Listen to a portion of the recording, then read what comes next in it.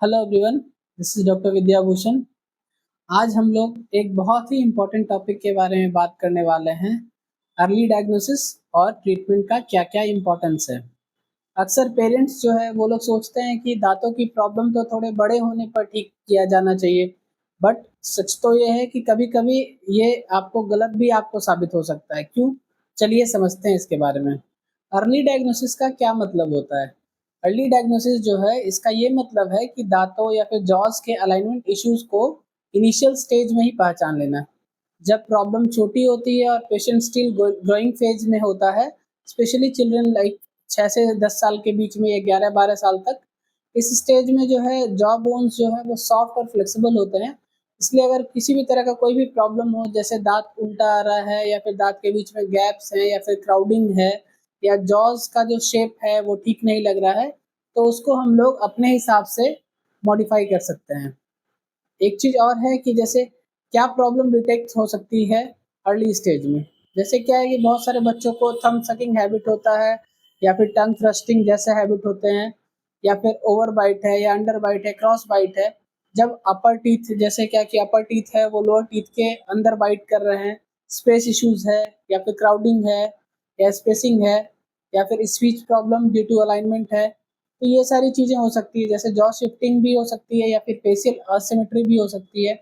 अगर ये सब प्रॉब्लम्स अगर अर्ली स्टेज में हम लोग डिटेक्ट कर लेते हैं, तो पेशेंट का ओवरऑल फेशियल ग्रोथ जो है वो कंट्रोल किया जा सकता है और अपने नीड के हिसाब से उसको मॉडिफाई भी हम लोग कर सकते हैं। अब जैसे क्या है कि अर्ली ट्रीटमेंट के बेनिफिट्स क्या-क्या होते हैं। हम लोग जॉ ग्रोथ को इससे गाइड कर सकते हैं। अगर जॉज़ जो है वो छोटी है या बड़ी लग रही हो, तो हम लोग ग्रोथ को अप्लायंस से मॉडिफाई कर सकते हैं। बहुत सारे फंक्शनल अप्लायंस होते हैं जिससे हम लोग वो कर सकते हैं। परमानेंट दाँत के लिए जो जगह बनाई जा सकती है इससे, फिर अगर मान लीजिए कि जो बेबी टीथ है, डेसिडुअस टीथ है, वो टाइम से पहले गिर गए हैं, तो जगह कम है, तो हो सकता है फ्यूचर में परमानेंट दाँत सीधे आ सकने में दिक्कत हो सकती है। तो इसलिए उस केसेस में हम लोग प्लानिंग कर सकते हैं इसको।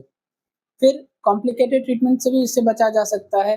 जब प्रॉब्लम छोटी होती है तब ट्रीटमेंट करना थोड़ा ज़्यादा आसान होता है। अगर हम लोग लेट करें तो जॉ की सर्जरी तक की भी आपको ज़रूरत पड़ सकती है। फिर इससे क्या है कि अगर सब कुछ बढ़िया है, दाँत आपका वेल अलाइन्ड है, तो इससे आपका सेल्फ कॉन्फिडेंस भी बूस्ट होता है।